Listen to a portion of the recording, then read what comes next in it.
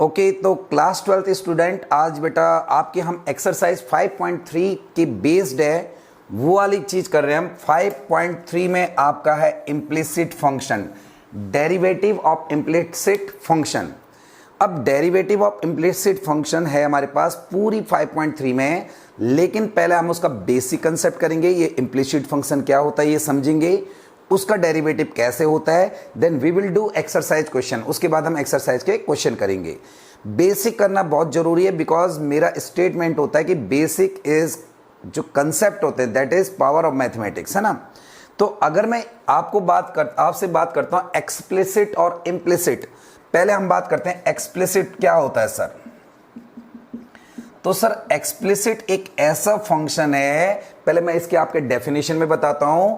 It is a function in which dependent variable can be express in the term of independent variable. एक ऐसा function जिसमें जो dependent variable होते हैं वो इंडिपेंडेंट के फॉर्म में एक्सप्रेस किए जा सकते हैं। अब ये डिपेंडर और इंडिपेंडेंट क्या है। सपोज दैट मैं आपको बोलता हूं कि y equal to 3x plus 4।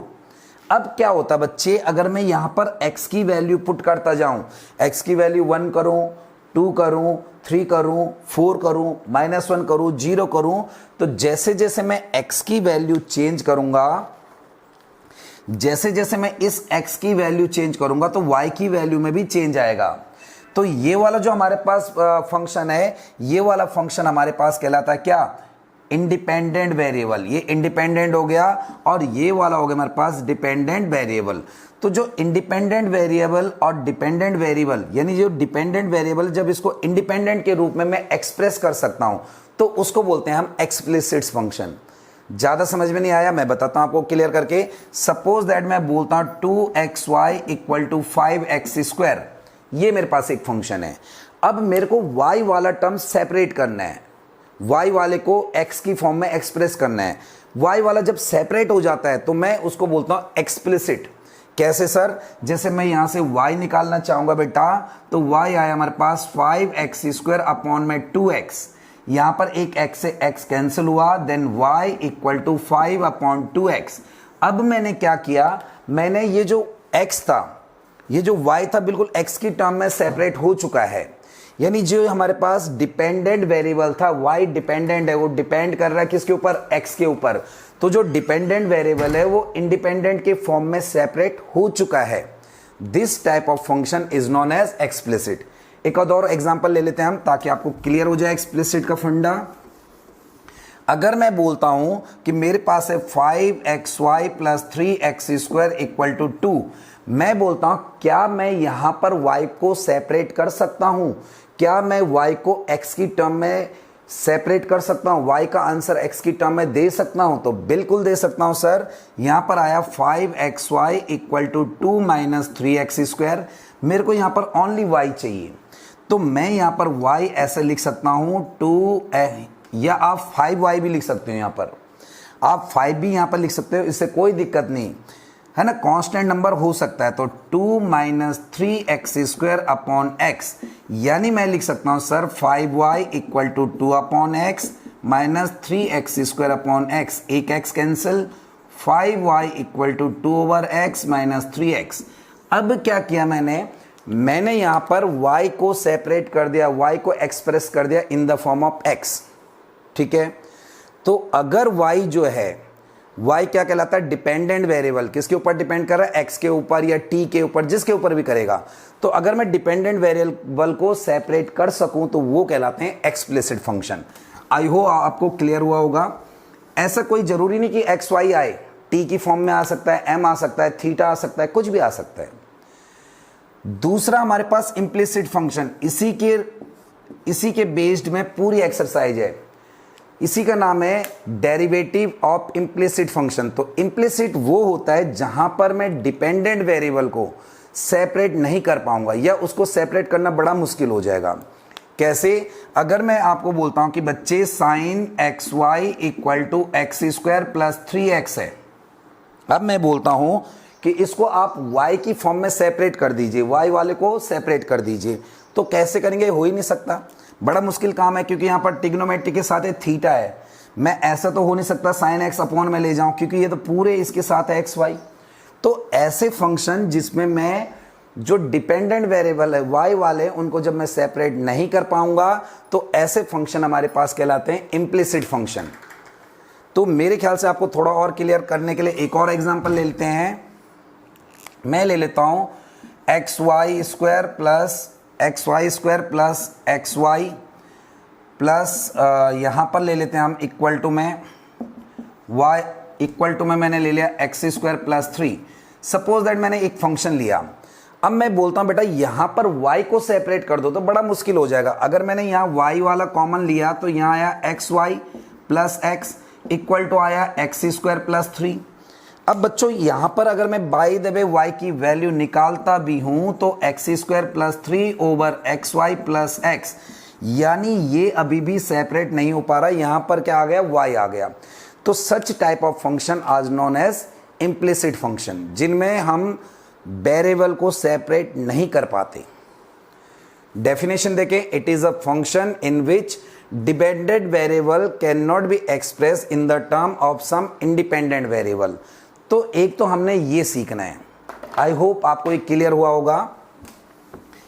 ठीक है, इस वाले एक्सरसाइज में एक तो हमने इम्प्लिसिट फंक्शन का डेरिवेटिव सीखना है, दूसरी एक और चीज हमने इनवर्स ट्रिग्नोमेट्री फंक्शन का डेरिवेशन सीखना है।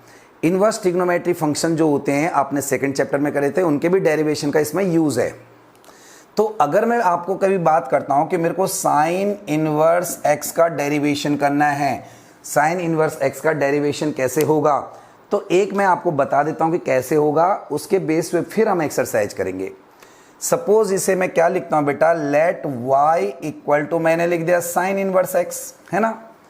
अब आप पिछले सेकंड चैप्टर में इनवर्स ट्रिग्नोमेट्री के चैप्टर में आप सीख चुके हो बच्चों कि अगर कोई साइन, जैसे मैं बोलता हूं sine inverse x equal to theta, inverse trigonometry function जब दूसरी तरफ जाता है तो ट्रिग्नोमेट्री बन जाता है, और ट्रिग्नोमेट्री जब दूसरी तरफ जाता है तो इनवर्स ट्रिग्नोमेट्री बन जाता है। सिंपल सी बात है। तो अगर मैं यहाँ x निकालूं और साइन इनवर्स को इधर ले जाऊं तो बच्चे ये साइन थीटा हो जाएगा। फिर देखो साइन इधर आएगा तो साइन इनवर्स थीटा, इधर उधर जाते समय इनवर्स ट्रिग्नोमेट्री में कन्वर्ट हो जाता है, ट्रिग्नोमेट्री इनवर्स ट्रिग्नोमेट्री में कन्वर्ट हो जाता है। तो मैं यहां से x की वैल्यू निकाल रहा हूं तो यहां से ये साइन y हो जाएगा, यानी मैं लिख सकता हूं x इक्वल टू आ चुका है साइन y। मेरे ख्याल से आपको क्लियर होगा। अब मैं यहां पर डेरिवेटिव कर रहा हूं, लेकिन किसके रिस्पेक्ट में कर रहा हूं, y के रिस्पेक्ट में कर रहा हूं। देखो जब y के रिस्पेक्ट x के रिस्पेक्ट में होता था dy बाई dx आता है, अब मैं कर रहा हूं विद रिस्पेक्ट टू, किसके रिस्पेक्ट, विद रिस्पेक्ट टू, किसके रिस्पेक्ट में कर रहे हैं हम, y के।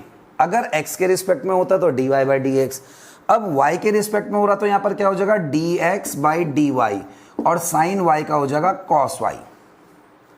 बच्चों मेरे को dy बाई dx चाहिए था, तो मैं dy बाई dx निकालूंगा तो आएगा 1 अपॉन cos y। अब आपने यहां पर जरा एक ध्यान से समझना है, ये मैंने क्या करा, dy बाई dx डेरिवेटिव करा है 1 अपॉन cos y। यहां पे आप लोगों ने एक कंसेप्ट ध्यान से समझना है। सर क्या ध्यान से समझना है, यहां पर एक तो आपने 10th में फॉर्मूला पढ़ा sign square theta plus cos square theta 1 होता है, और अगर मैं बोलता हूं कॉस स्क्वायर थीटा तो ये आ जाएगा 1 माइनस साइन स्क्वायर थीटा, और बेटा अगर मैं बोलता हूं कॉस थीटा निकालना तो under root 1 minus sine square theta. मेरे ख्याल से ये वाला कंसेप्ट आप लोगों को क्लियर होगा। कॉस थीटा का formula under root 1 minus sine square theta, ये वाला कंसेप्ट सारे बच्चों को क्लियर होगा। एक तो आपने ये चीज ध्यान रखनी है, ठीक है। अब क्या करते हैं, ये चीज बिल्कुल ध्यान रखना, मैं यहां से dy बाई dx में ऐसे ले रहा हूं डेरिवेटिव, 1 का 1 cos का cos, और यहां पर मैं y की वैल्यू डालना चाह रहा हूं तो y की वैल्यू यहां से निकल जाएगी। अभी हमने पढ़ा अगर मैं यहां से y की वैल्यू निकालता हूं तो ये इधर क्या चला जाएगा, इनवर्स बन के। ट्रिग्नोमेट्री दूसरी तरफ क्या बन के जाती है, इनवर्स ट्रिग्नोमेट्री फंक्शन। तो ये सिंपल सी बात है कि यहां पर आ जाएगा साइन इनवर्स x, ठीक है।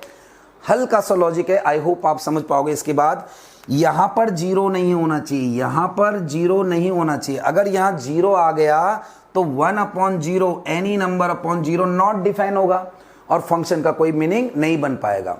1/0 जीरो नहीं होना चाहिए, इसका मतलब cos y 90 नहीं होना चाहिए। जीरो कब होता है, या तो cos π/2 90 होता है या cos माइनस π/2 90 होता है, क्योंकि cos 90 की वैल्यू जीरो और cos माइनस 90 की वैल्यू भी जीरो। तो मैं यहां पर एक चीज लिख रहा हूं इसके साथ साथ कि जो हमारे पास cos y है that should not be zero, वो जीरो नहीं आना चाहिए। cos y की जगह क्या नहीं आना चाहिए, जीरो नहीं आना चाहिए। समझ में आ गया होगा। इसका मतलब ये जो चीज है ये वाली, ये cos यहां पर ना तो π/2 होना चाहिए ना तो यहां पर माइनस π/2, तो मैंने लिख दिया साइन इनवर्स x ना तो π/2 होना चाहिए बच्चों और ना ही माइनस π/2 होना चाहिए, नॉट इक्वल टू का साइन लगा दिया। ठीक है, यहां तक आया होगा। ये जीरो नहीं होना चाहिए, जीरो तब आएगा, ये वाला जीरो तब आएगा जब cos y 90 होगा, cos 90 की वैल्यू जीरो होती है। अब cos y यानी ये हमारे पास 90 नहीं आना चाहिए। अब एक और छोटी सी चीज आपने समझनी है, साइन इनवर्स अगर यहाँ 1 होता तभी तो 90 आएगा, साइन इनवर्स और 1 किसकी वैल्यू थी, साइन π/2 की। हमें पता है ये कैंसिल हो जाता है, कैंसिल करके नहीं दिखाते वैसे, तो π/2 आया, यानी मेरे पास मैं लिख सकता हूं कि x ना तो 1 होना चाहिए और ना -1 होना चाहिए। x की वैल्यू 1 और -1 यहां पर नहीं होनी चाहिए। अगर x 1 आ जाता है या -1 आ जाता है तो ये पूरा जो टर्म हमारे पास, ये जो पूरी टर्म है ये जीरो बन जाती है और जीरो में हो जाएगा any number upon zero is not defined. अब dy/dx मैंने करा बच्चों यहां पर 1 अपॉन में cos और y की जगह उसकी वैल्यू डाल देते हैं, साइन इनवर्स x आया, यहां तक सबको पता चल गया। अब साइन इनवर्स x को मैं क्या करूंगा कि ये लिख सकता हूं, देखो cos थीटा को cos theta √1 minus sine square theta, तो साइन इनवर्स x को इस पूरे को cos, इस पूरे को अगर मैं थीटा सपोज करूं तो मैं लिख सकता हूं √1 माइनस साइन स्क्वायर थीटा, और थीटा क्या है यहां पर, मैं अलग से पेन से डिनोट कर देता हूं, थीटा है साइन इनवर्स x। मैंने कौन सा फॉर्मूला, cos थीटा का हुआ √1 minus sine square theta, theta है साइन इनवर्स x, तो dy/dx आया बच्चों 1/√1 का 1। अब एक चीज और छोटी सी याद रखनी, साइन स्क्वायर थीटा है तो मैं लिख सकता हूं साइन थीटा का, इसका मतलब क्या है, होल स्क्वायर है, तो मैं इसको ऐसा लिख सकता हूं साइन और साइन इनवर्स x का पूरे का क्या है, होल स्क्वायर है। अब साइन इनवर्स और साइन कैंसिल हो जाएगा तो dy/dx जो मेरे पास आएगा बच्चों वो आ जाएगा 1/√1 माइनस x स्क्वायर। ये मेरे पास एक आंसर आ गया इसका। तो आई होप आपको ये वाला पार्ट यहां तक क्लियर हुआ होगा। इसी बेस पे आपने फॉर्मूले जो हैं वो लगाने हैं। हाँ तो बच्चों उसके बाद क्या होना है, जिस टाइप से हमने साइन इनवर्स का करा उसी टाइप से इन सब का भी डिफरेंशिएशन होना है।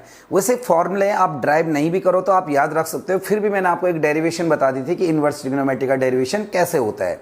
अच्छे बच्चों को जरूर सीख लेनी चाहिए एक दो डेरिवेशन। तो साइन इनवर्स का फॉर्मूला हमने पढ़ा 1 अपॉन इसका जो डेरिवेशन होता है d/dx, डेरिवेटिव जो होता है साइन इनवर्स x का वो होता है 1 अपॉन में √1 माइनस x स्क्वायर, ये डिराइव होता है किसका, साइन इनवर्स का। इसी टाइप से बच्चों अगर मैं cos इनवर्स के डेरिवेशन की बात करूं, cos इनवर्स का जो होता है हमारे पास डेरिवेटिव वो होता है -1 upon √1 minus x square. tan inverse का जो डेरिवेटिव होता है that is 1 upon 1 plus x square. cot inverse का जो होता है वो होता है -1 upon 1 plus x square. Derivative जो होता है बेटा सेक इनवर्स का होता है 1 अपॉन √1 अपॉन x स्क्वायर -1, और कॉसेक इनवर्स का डेरिवेटिव ये होता है -1। पैटर्न सेम चला जा रहा है, साइन कॉस का सेम है, प्लस माइनस का अंतर है, टेन कॉट का सेम है, प्लस माइनस का अंतर है, और सेक और कॉसेक का सेम है। तो अब हम आपके 5.3 एक्सरसाइज करते हैं। इसमें दो टाइप के हैं, एक इनवर्स ट्रिग्नोमेट्री वाले क्वेश्चन है और एक जो मैंने इम्प्लिसिट बताया। एक चीज आपने छोटी सी और याद रखनी, अगर मैं बोलता हूं एक्स स्क्वायर का डेरिवेटिव करो तो अभी तक हम क्या करते थे, विद रिस्पेक्ट टू एक्स करते थे। तो एक्स स्क्वायर का सिंपल सी बात है 2x आया, जिसके रिस्पेक्ट में करते हैं, जिसमें चेंज आया वो अपॉन में लिखते हैं, जिसके रिस्पेक्ट में करा, और जिसका करा उसको ऊपर। मैंने x का करा तो dx लिखा और x के रिस्पेक्ट में ही करा तो dx लिखा, तो ये कट जाता था, इसलिए हम बार बार x डिनोट नहीं करते थे, सीधे हम क्या कर देते हैं 2x लिख देते हैं। इसका सिंपल सा हम 2x लिखते हैं। मैं अगर बोलता हूं बच्चों कि साइन एक्स का डेरिवेटिव करो डी बाई डी एक्स, तो आप लिख देते हो कि सर साइन एक्स का कॉस एक्स हो गया।